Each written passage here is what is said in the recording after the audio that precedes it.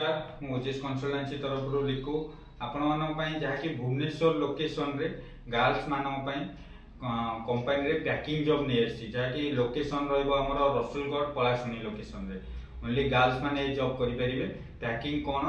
packing जो जेकोसी product सब से जगह बना हम प्लस पैकिंग हम से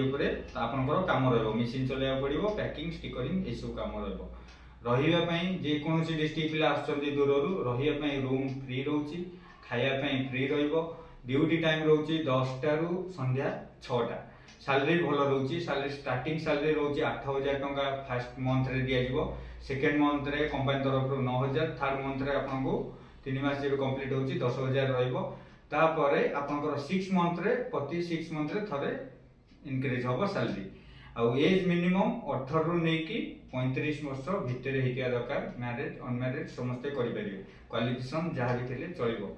तो रहा खाଇବା सहित आपको भल सैलरी मिलती ये जगह जहाँकि भुवनेश्वर लोकेशन रे पोस्ट अच्छी जहाँ 10टा पोस्ट अच्छी कंपनी